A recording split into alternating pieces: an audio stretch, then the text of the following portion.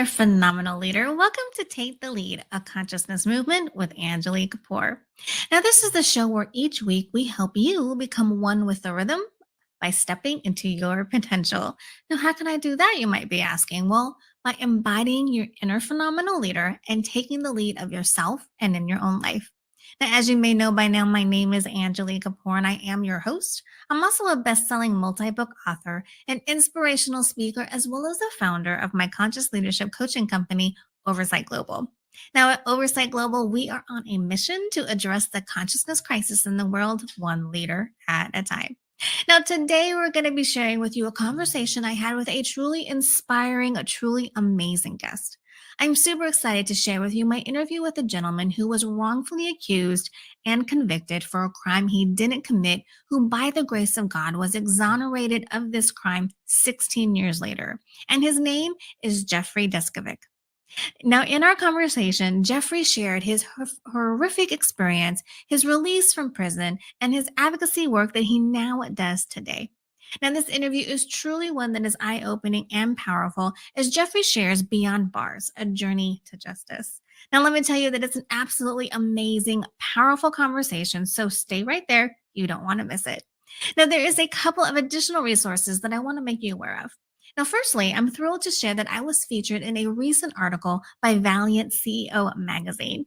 Now, in the article titled Angilie Kapoor's Vision for a Conscious and Compassionate World by contributor Brooke Young, I share my journey from healthcare leader to entrepreneur and offer insights into creating a more mindful and empathetic world.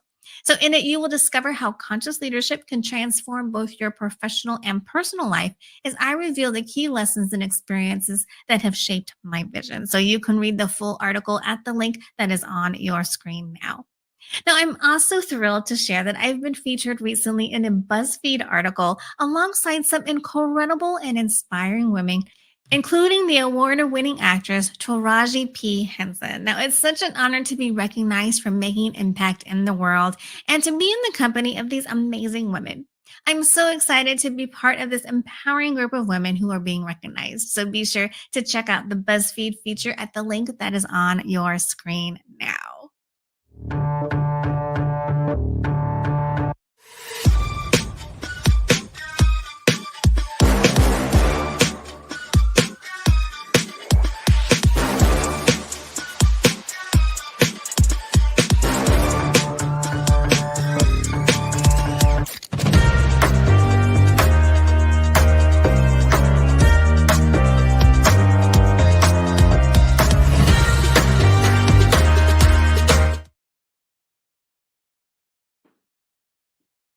Now, as you know, because I've been talking about it for weeks now, I am super excited because the latest book that I am part of right here, Jim Britt's Cracking the Rich Code, launched back in mid June and it became a #1 international bestseller in a day. Now, I am so honored to be a featured co author with 20 other top entrepreneurs and success strategists, along with Jim Britt himself, who is one of the world's top influencers, coaches, and speakers.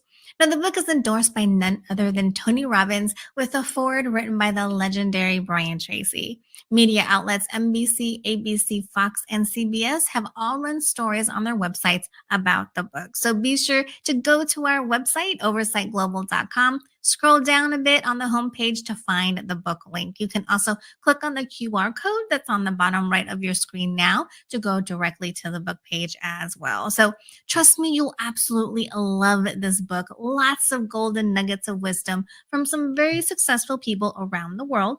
My chapter is chapter 6, by the way.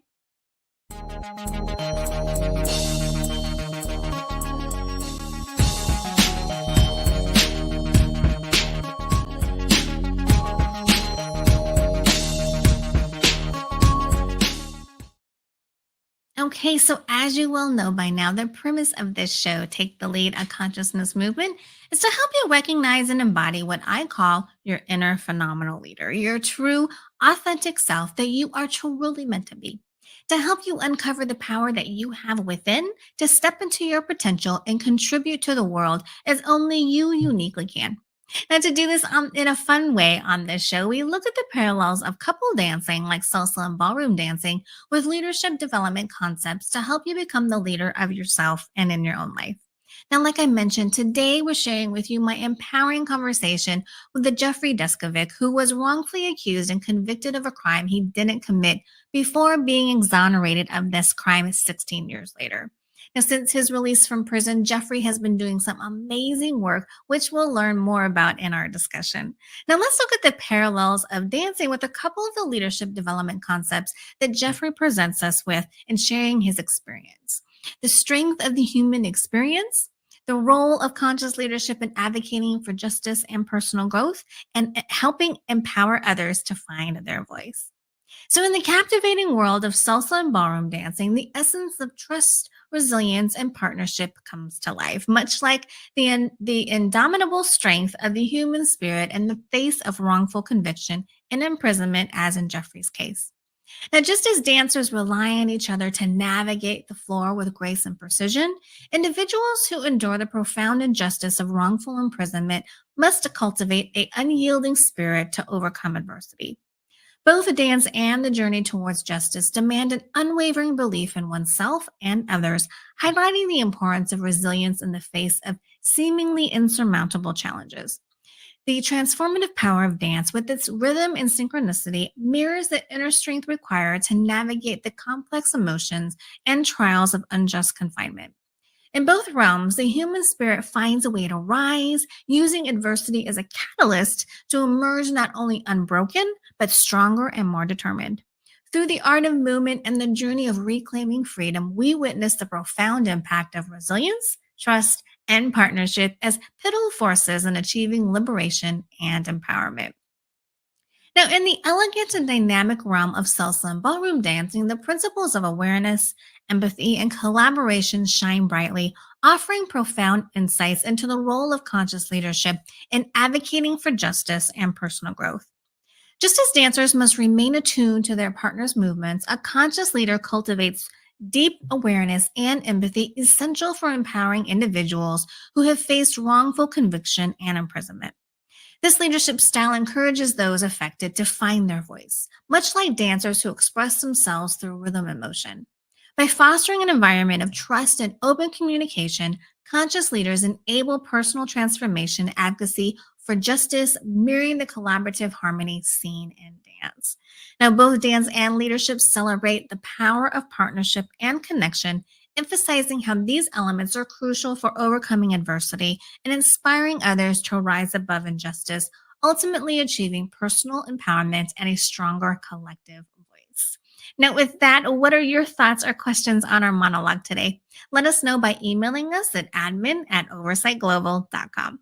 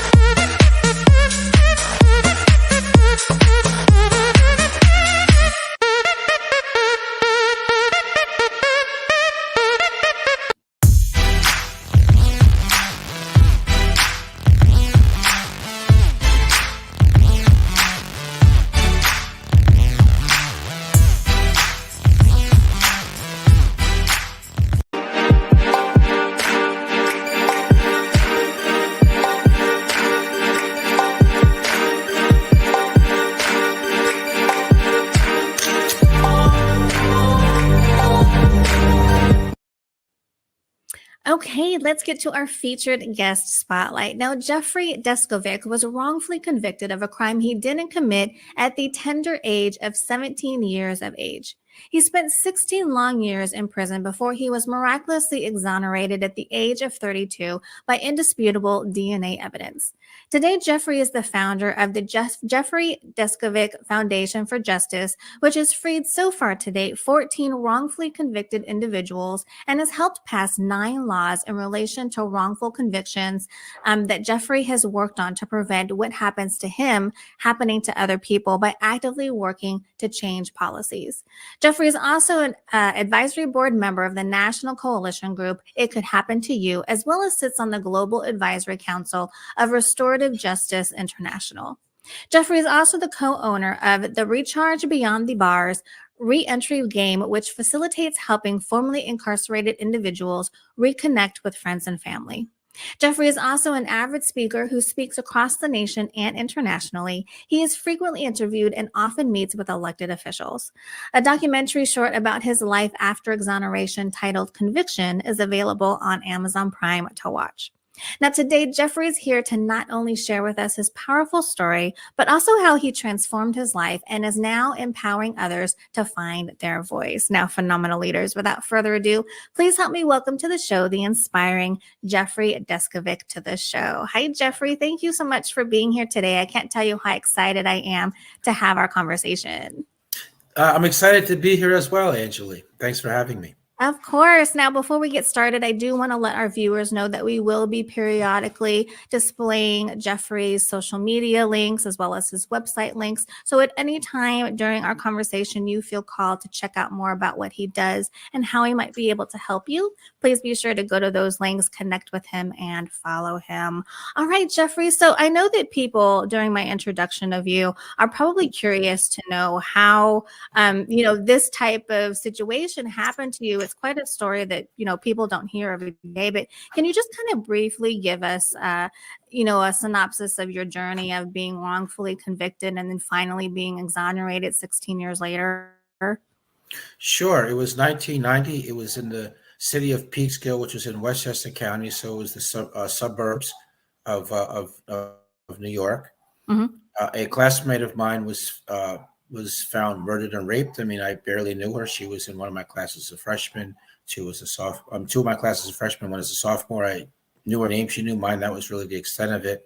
I was quiet and to myself in high school. So in the course of the police investigation, when they interviewed a lot of students from the school, some of them told the police they might want to speak with me. So because I didn't quite fit in. So that was how I got on the police radar.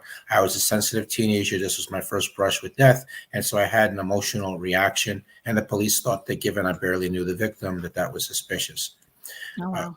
Then they got a psychological profile from the NYPD, which purported to have the psychological characteristics of the actual perpetrator. And I had the misfortune of matching that. So a reinforcing factor. Mm-hmm. So for the next 6 weeks, the police played this cat and mouse game with me, in which half the time they would speak to me like I was a suspect, and the other half the time they would pretend that they needed my help to solve the crime. Right. They would say things like, look, the kids won't talk around us. They will around you. Let us know if you hear anything. Stop in from time to time. They'd ask opinion questions and then congratulate that my opinion was correct. Prior to being a teenager, I dreamed about being a police officer when I grew up. So that line of free, so that scenario that they came up with appealed to me. And I came from a single parent household. My father was never involved in my life in any aspect. And that intersected with the good cop, bad cop technique in which one of the officers pretended to be my friend. I essentially began to look up to him as a father figure. Mm-hmm. So eventually they said, look, we got some new information to share with you. That'll make you more helpful to us, but we need you to take and pass a polygraph first. So the next day, on a school day, I went to the police station instead of the high school. They drove me out of county, 40 minutes away by car, which meant I wasn't able to leave anymore on my own. I was totally dependent upon the police. I didn't have an attorney present. They didn't give me anything to eat. I didn't understand the four-page brochure and how the polygraph worked, but I figured since I'm here to help the police, it doesn't matter.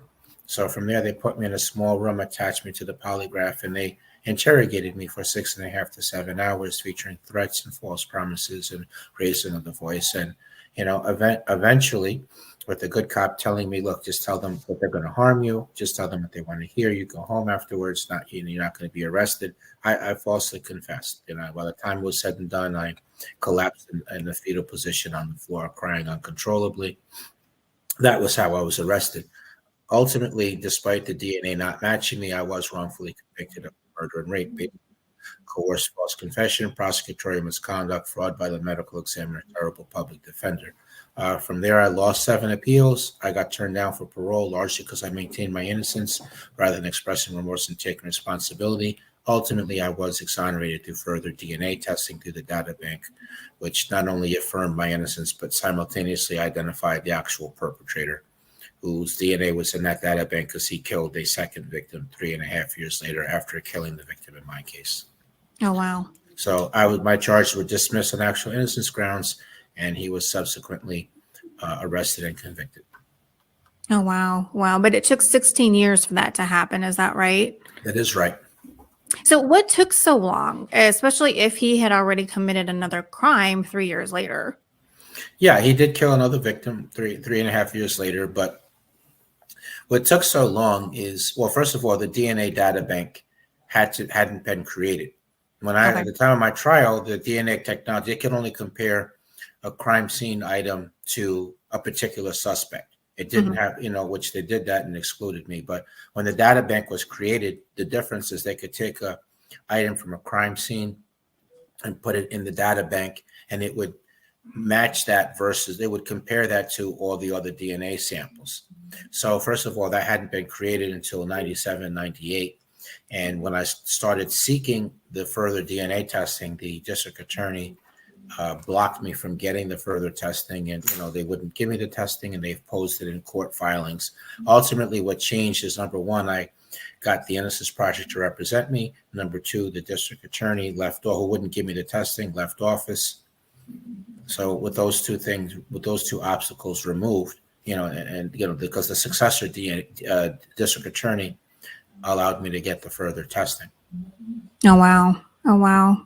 Okay. So can you tell us a little bit about how you were able to survive being in prison for 16 years, after being wrongfully convicted? And it sounds like you were manipulated into giving a false confession. So how was that 16 years for you? You were pretty young when you entered prison. You were only 17 and you were there till your early 30s. So how was that for you? Yeah, it was extremely difficult. I mean, I had to keep fighting off feelings of hopelessness, helplessness, thoughts of giving up, suicidal ideation. It was very lonely. They put me in a prison that was like 4.5 hours away. Mm-hmm. So, in the last 5 or 6 years, I was lucky if I saw my mother once every 6 months. I had a couple of sets of aunts and uncles, but they would visit and then disappear for 3 years. So for most intents and purposes, I did the time by myself, which equals, what I was saying, and I was lonely there. But, there was a lot of violence in prison. There was 3 or 4 stabbings or cuttings every day. There was other violence that didn't involve weapons. There was a lot of gang activity. Some of the guards were verbally abusive. The food was terrible. Sometimes it was not fully cooked. Other times it was burned. In order to survive, there was a number of things took place at the same time. I think belief in God was one thing.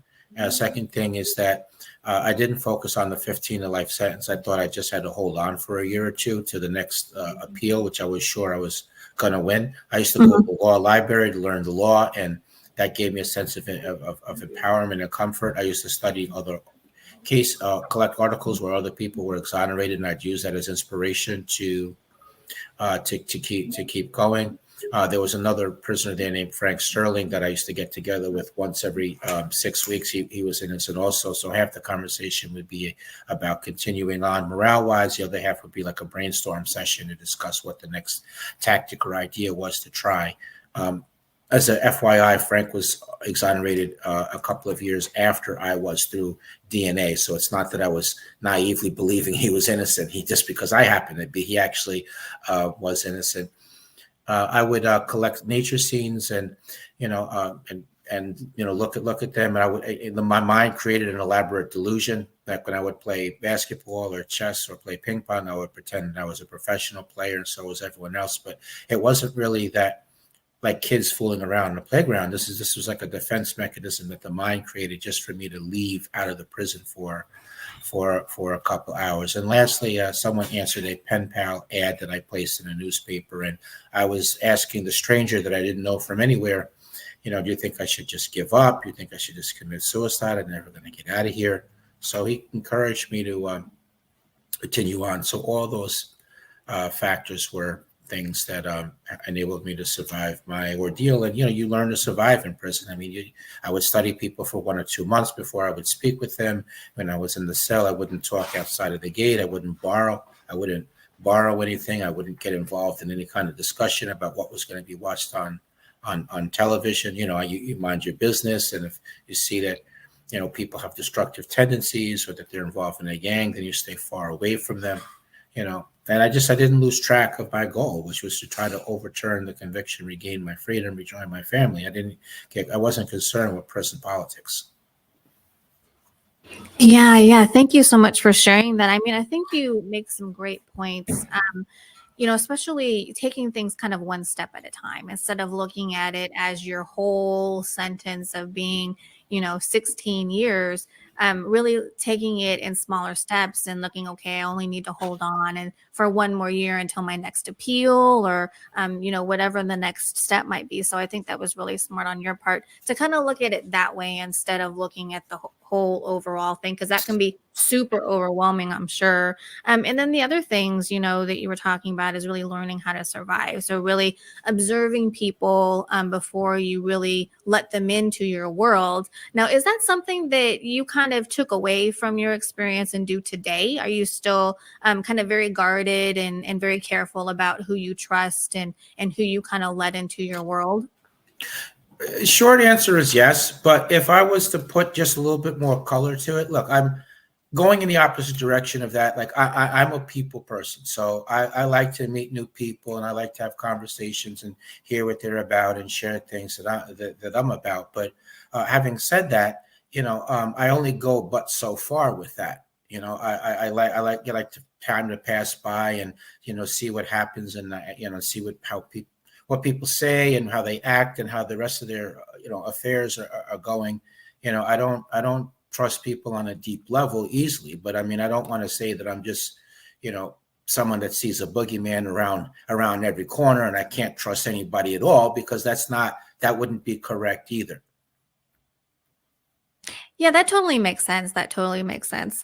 So I do want to start talking about what you have done since you got Right. exonerated, because you're doing some very powerful things that I want people to be aware of. So, like you mentioned before, you are now an attorney. You studied law while you were in prison and were able to get out and become an attorney. And then you also have a nonprofit. You're a co-owner of a business. You also work on changing policies so that what happened to you doesn't happen to other people. Your nonprofit has helped freed 14 other individuals who are wrongfully convicted. So let's kind of start with, after you got exonerated and got out of prison, how did you kind of get on this path of wanting to help others, wanting to be an attorney, and kind of where you are now? Did that kind of develop while you were in prison and you kind of just always knew you would eventually get out, or did that happen after you got out? Well, I had the thought about wanting to be an attorney while I was in prison. I remember thinking that when I was in my 14th year, but at that point, my prospects were dim, and that was somewhat analogous to just, whistling at midnight as you walk through the cemetery, saying you're not scared, right? I mean, the chances of that happening or that being what reality is, seem to be slim to none. So the light bulb that went off in my head is when I was released, I gave a 2.5 hour off the cuff presentation. I spoke at the press conference. Everything I ever wanted to say in 16 years, but could never get anyone to hear me. And so the light bulb went off, and I thought, and I remembered back, when I had read that sometimes when people were exonerated, that they would get on the speaking circuit. So I decided at that point that I would be an individual advocate. So I started speaking. I caught on as a weekly columnist. I did that for 5 years. I was trading privacy for awareness by doing new media interviews, and I was regularly meeting with elected officials. I got a scholarship from Mercy College to finish the bachelor's degree because I was able to get as far as the associate's degree in another year after that towards the bachelor's at the time that funding for college education for prisoners was cut. So I got that. I got the scholarship. I didn't get into law school, so I decided to get a master's degree. I thought the extra credential would make me a more effective advocate and that it would enhance my chances at getting into law school if I made a second attempt at that. My thesis was written on wrongful conviction causes and reform. After 5 years, I finally was financially compensated, and I wanted to take the individual advocacy work to the next level, hence using some of the money to start the organization. Another thing is that prior to starting the nonprofit, I was only able to kind of nibble on the edges at helping to free people. So I could I could help a case get media attention. I could write articles in my capacity as a columnist. I could help pack the court, and I could allow my name to be used in the press release. But that's all just kind of nibbling on the edges. So I wanted to, I kind of had that moment of truth there where, okay, I received some financial compensation, and you really want to go all in on this, or you don't. So I use some of the money to start the organization.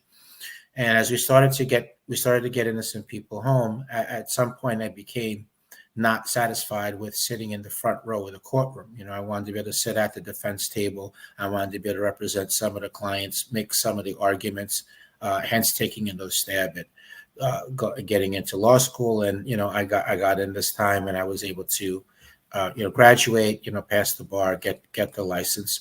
That was all in pursuit of my dream of exonerating others as a lawyer.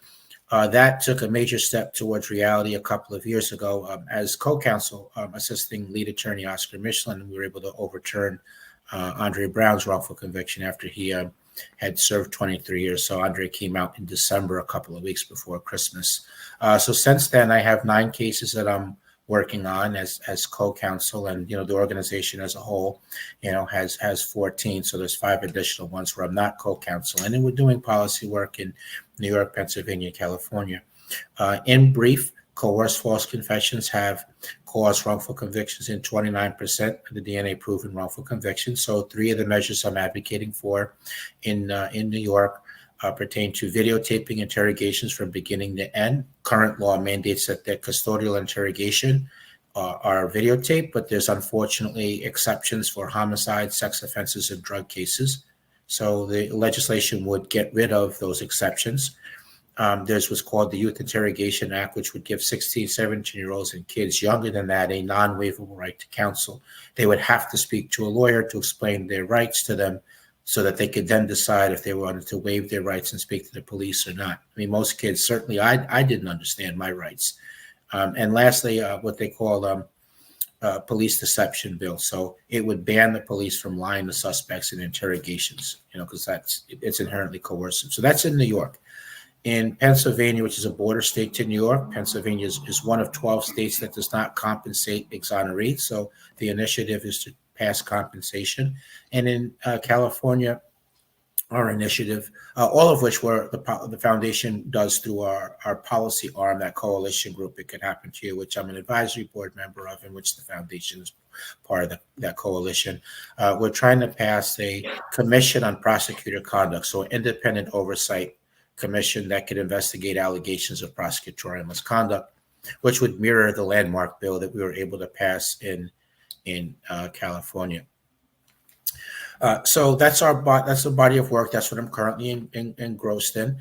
In terms of Recharge Beyond the Bars reentry game, so I partnered with therapist Leslie Robinson. She created the game. I had nothing to do with creating the game, but I did play the game and I did invest in it, so that it was my way of giving back. So she needed to buy more of the game to be able to bring it to the market. And so my idea was that, number one, I loved the game, and number two, it was kind of my way of giving back to those people in the prison population that were guilty, but who gave me one piece of advice or another along the way, or people I had come across in the course when I was free. I mean, I would periodically bump into people that were on parole, some of which I knew from before, and many of which I didn't, but who were doing positive things. So I do believe big time in rehabilitation and a second chance, and hence investing into, the game, the social good. In a nutshell,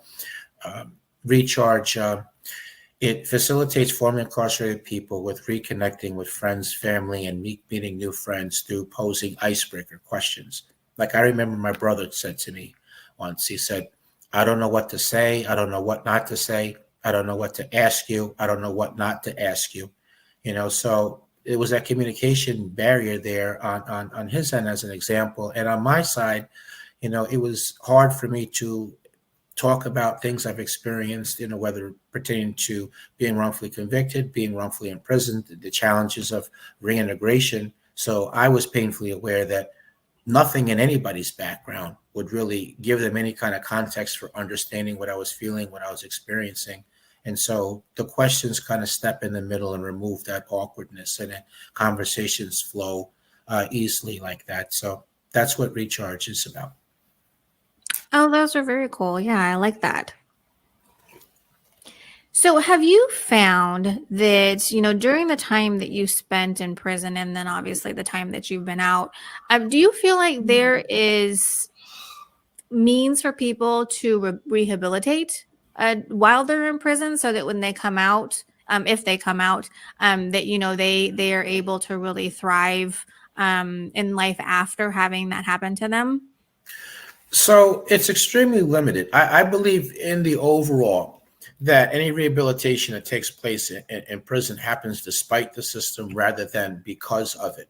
There are some programs. I mean, I got GED. I, learned to type. I learned a boatload of vocational trades. On the downside, the vast majority of the curriculum of the vocational trades were outdated. So taking plumbing as an example, I got 6 certificates in plumbing. Nearly all the training was in iron pipe. So when I came home, if I decided that I wanted that career, I would have to start at virtually the same place that I would if I didn't take the class, because everything now, as you know, is PVC pipe, plastic pipe, and copper. They do have some programs that are designed to address root causes of incarceration. So they do have uh, classes that address alcoholism, that address drugs, that address violence. So while those things exist, I mean, at the same time, in the area of the prison, the cell block where they had the residential substance abuse training program, that was the place where they had the highest incident rate of people testing positive for smoking marijuana, doing drugs. I don't think that the environment that the Department of Corrections maintains, I mean, they allow the prison guards to be verbally abusive. That's not conducive to rehabilitation. The practice of housing prisoners that are from the city in facilities that are upstate New York, and prisoners that are from upstate are housed primarily in the city, and you have to earn transfers. And I think that that's backwards. If considering that having strong family and community ties is a major predictor and facilitator of a successful transition to a crime-free life, why would we want to place a obstacle there? I think if the prison was serious, that they would reintroduce college education for prisoners. They would update the curriculum. They would insist that the guards be professional. But those things really don't exist now. So those are my thoughts. I mean, I think rehabilitation is definitely possible. I mean, I met a lot of people in the course of my 16 years that they were different people than what they were when they committed crimes. And they were, 10, 15, 20, even 30 years ago. There is a such thing as aging out of crime. There's a such thing as maturing. And I felt that a lot of people that were there were not only were they different than what they were before, but that they wouldn't really pose a threat to society were they to be released. So didn't seem to me like any good was going to come out of them serving an additional 5 or 10 years that they had on their prison sentence. Mm-hmm, mm-hmm. Okay. Yeah, sounds like there needs to be some work in regards to opportunities for rehabilitation within the prison system. So I know that you mentioned the policy changes that your organization and you have been working on to help prevent others from having what happened to you happen to them. But what do you think, what remaining work is there you feel that needs to be done in order to prevent something like this to continuing to happen?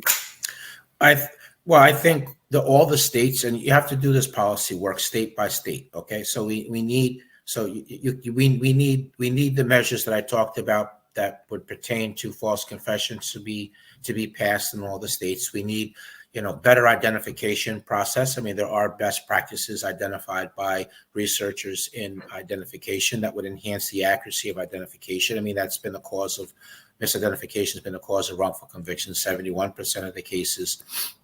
We need to have laws in place so that nobody is convicted based only on an informant. There should be at least one piece of evidence to go with informant testimony, because it really isn't that difficult to craft the story, craft the false narrative, and claim that someone confessed.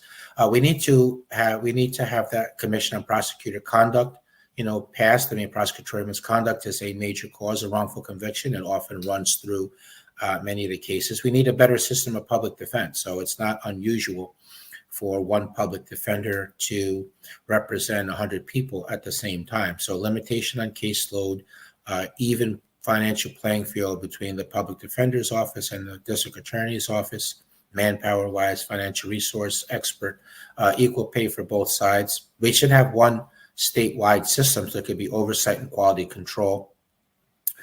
So we need those things, but then also I think just general education on what are the causes of wrongful conviction, and I think that we need to educate our law enforcement more. We need to educate district attorneys, judges, and defense lawyers also. I mean, a lot of the bad lawyering is definitely a major cause of wrongful conviction. So I think studying each wrongful conviction case, once someone is exonerated, that case should be studied and changes in the system should be extrapolated.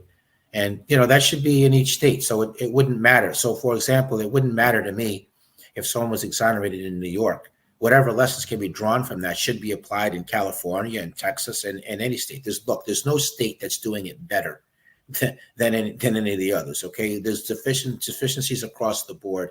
And so, I think that not being as particular as to where a case originates from in terms of being able to extrapolate themes and making policy adjustments.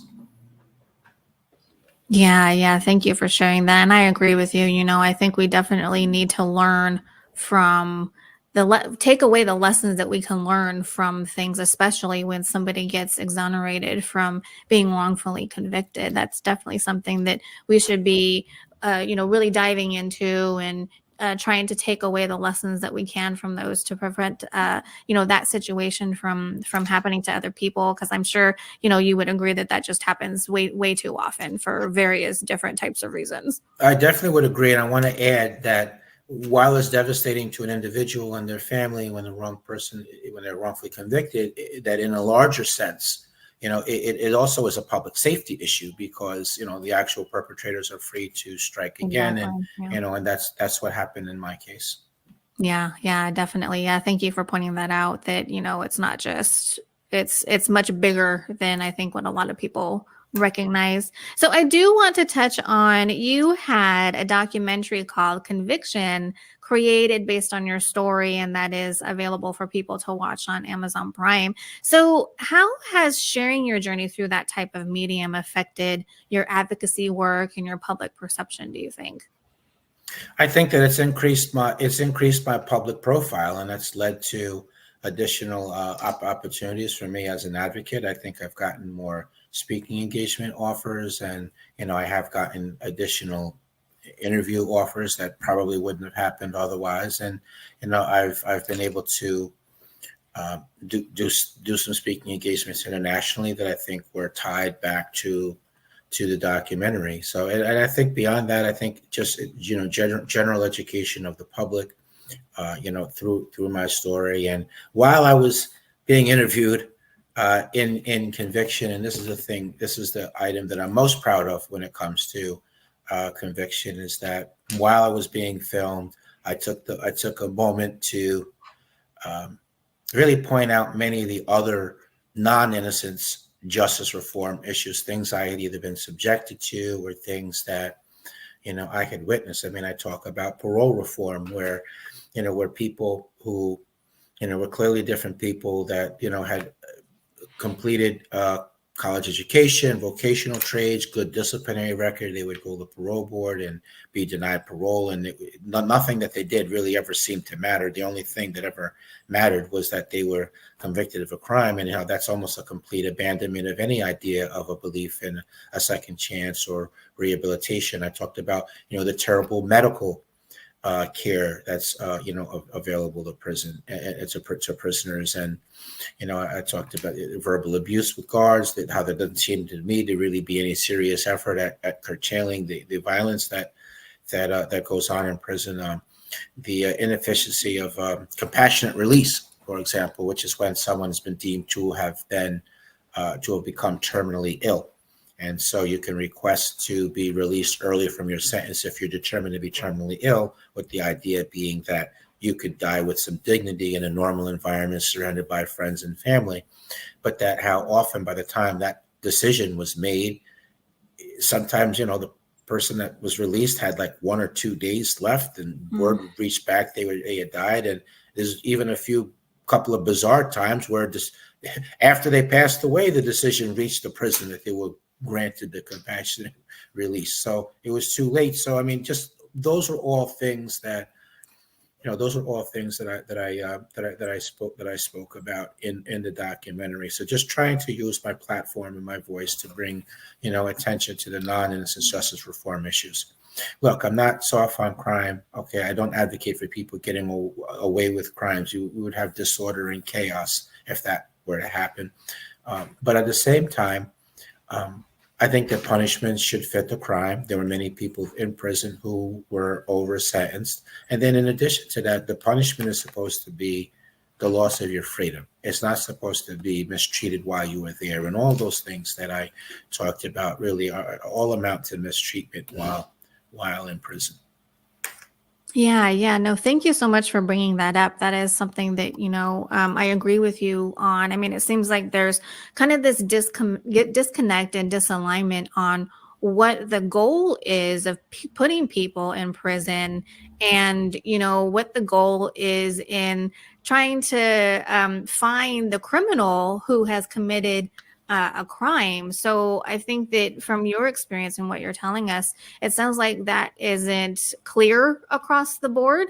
Like you're saying, Right. when somebody is again not being soft on crime or anything, but making sure that the punishment fits the crime, but then also recognizing that we really want to help people to understand what they did was wrong and then move on and progress from that point, not keep them kind of saddled to this one wrongful thing that they did in their life and then have that be a repeating thing that identifies them, that becomes their identity for the rest of their lives. We want them to learn and grow from that incident rather than being hindered and strapped to that for the rest of their lives. And then the same thing with what it sounds like police work. I know that sometimes the officials are under pressure to get a conviction of a horrendous crime that has happened, but they need to do that in the right way, it sounds like. And it sounds like that's not being done in the proper way in regards to being aligned with the overall goal that they're trying to achieve.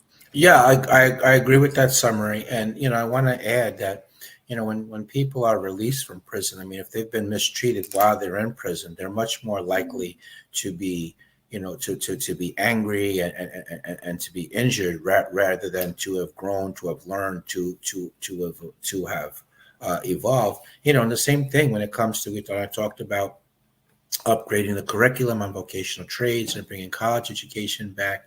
If someone's released, if we've equipped them with the ability to obtain gainful employment and to support themselves, there's much more less of a temptation to return back to crime, to return back to the old ways that led someone to be in prison in the first place. And so if we can do that, then not only we're making it much more less likely that people are going to return back to prison. So now we can have people paying into the tax base as opposed to draining tax dollars for incarcerating them. Yeah, exactly. That's a great point. I kind of see it as kind of the metaphor of, when you're a little kid and you get put in timeout for doing something bad. I mean, it's kind of the same thing, right? You want that kid to learn from that timeout time so that they know to whatever they did wrong that they don't do that again. So we need to kind of look at that the same way as in the prison system is, giving those individuals opportunity to learn and grow from that and have it be a learning experience instead of just a constant, uh, thing that people punish them for. So, I mean, I definitely have been very inspired by what you shared with us today, Jeffrey. So, thank you so much. So, can you kind of share with our audience how they might be able to help you, continue to do the things that you're doing to change policies and really try and help fix the system that we have that is obviously very broken? Yeah, definitely. I would be happy to. So the bane of the nonprofit world is, I mean, is you have to raise money. A nonprofit says, look, we're going to provide a service to a population that can't afford to pay it. And the way that we will do that is we will raise money from third parties. So listening audience, they're able to help in the following ways. I mean, there is a crowdfunding page on the website Patreon, which is for people that are willing to do a recurring monthly donation rather than just a one-off. I mean, imagine for a minute, Angilie, if there were 25,000 people that were willing to sacrifice $3 to $5 a month on a recurring monthly basis. That would give us close to $1 million. And with that, we would be able to increase our bandwidth so we could hire additional attorneys, paralegals, investigators, other essential personnel so that we could work on more cases at the same time than what we're doing. I mean, while we do have 14 active cases, we have another 5 that are approved but just waiting. So we would be able to work on those cases and other cases as well. So that's one way that people can. If you have the heat of the ear of somebody that is been very successful, that has accumulated wealth. I mean, you could suggest. I mean, if you work at a corporation and engages in corporate philanthropy, that's also helpful. If you know people in the media or who have new media, whether it's podcasts, blogs, blog talk radio. I mean, just a suggestion there as far as that. If you're connected in some way to a school, I mean, sometimes educational institutions bring me in to do a speaking engagement. I always have the honorariums made out to the organization, so it could be a minor income stream for the organization. So those are ways that people can help. If you have a skill or whatever your profession is, if you see that there's some sort of application for that to a nonprofit organization, that's another way that people can help. I mean, I work about 50 or 60 hours a week at the organization. I don't get paid for that.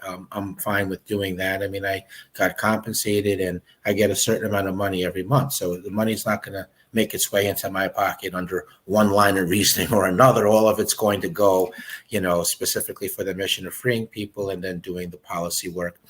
Speaking of which, certainly people can contact their senators or assembly people that represent their area and just express support for wrongful conviction prevention legislation. Same thing on the non-innocence justice reform issues that we spoke about today. I mean, most of the time, politicians don't do things because it's the right thing to do morally.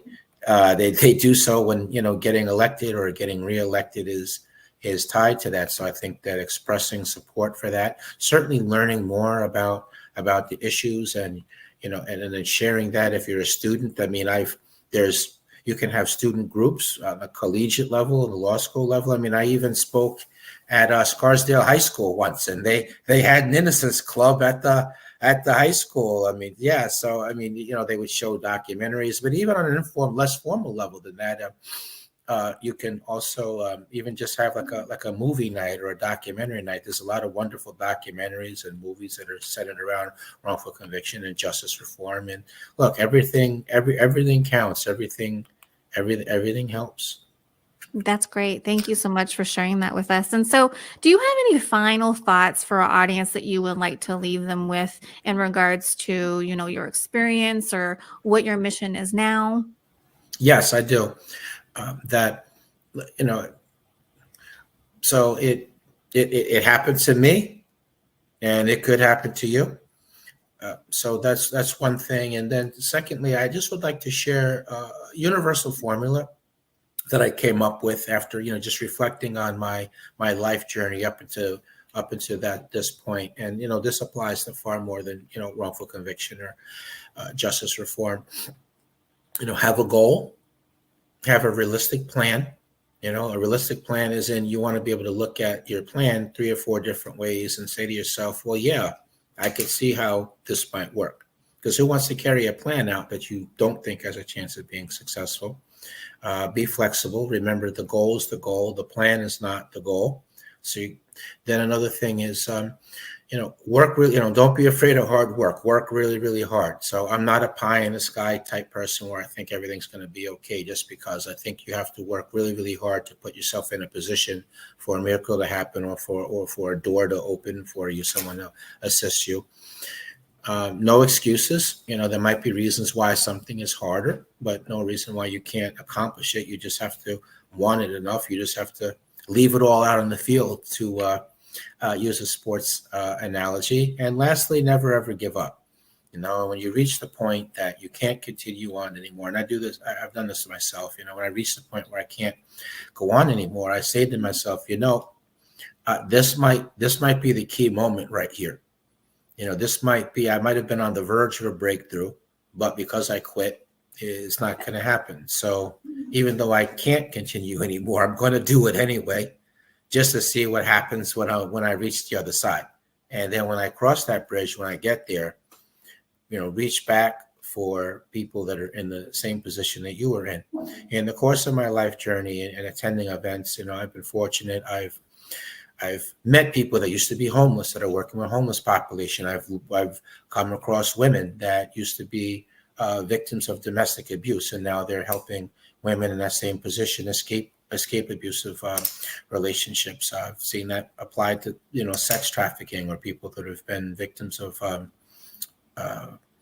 discrimination or racism. I've seen still other people that who've been incarcerated, and they work with at-risk youth to try to divert them from going down that path that they did. So my point is that I know that this goes across many walks of life, many experiences.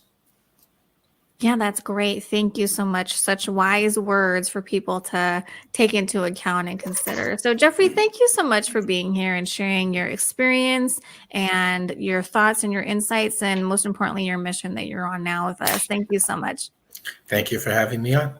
Oh, absolutely.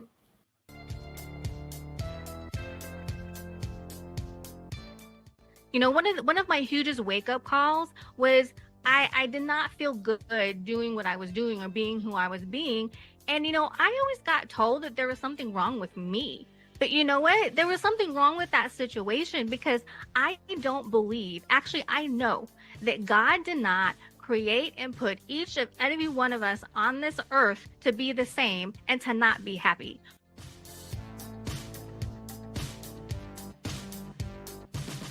And when you're embodying your inner phenomenal leader, you are better equipped to deal with all those struggles coming your way. And that's what's important. And that's what I strive to do as a conscious leadership coach, is to help others recognize that you are meant for so much more. You are meant to be the leader of your life and of yourself. And you are meant for greatness, to be extraordinary, and to have a life that you love. And that's why I love doing what I do. And that's why I know that everybody who is here, it's not a coincidence that you're here. I don't believe in coincidences. You're not here by accident. You did not randomly choose to come to this particular summit. You did not randomly choose to be present during this particular presentation. You were here for a reason.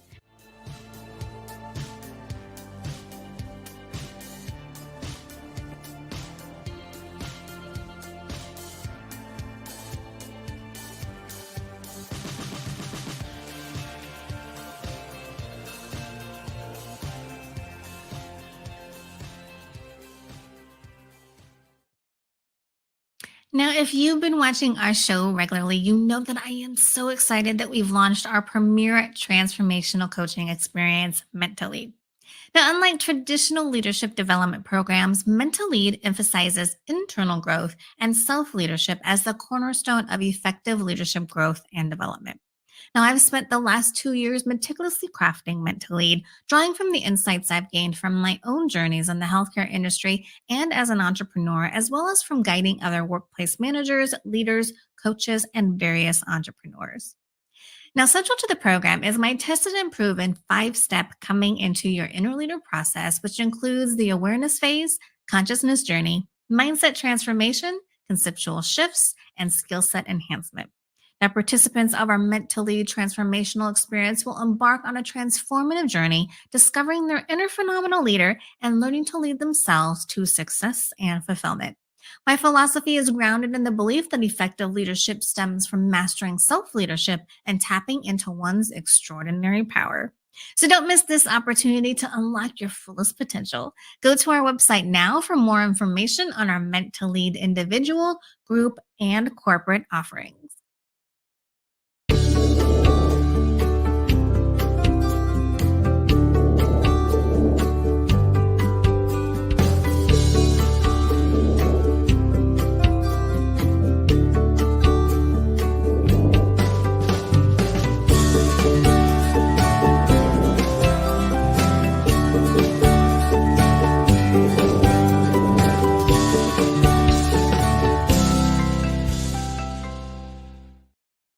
Now, we've got some exciting news. We are introducing an opportunity for you to expand your mind by exploring the world. In March of 2025, we'll be embarking on a 10-day India Holy Festival tour that promises unforgettable experiences and vibrant celebrations. So join us on a colorful journey through some of India's most iconic destinations. For more information, send your inquiry via email to kamal@oversightglobal.com, and I look forward to having you join us on this incredible journey.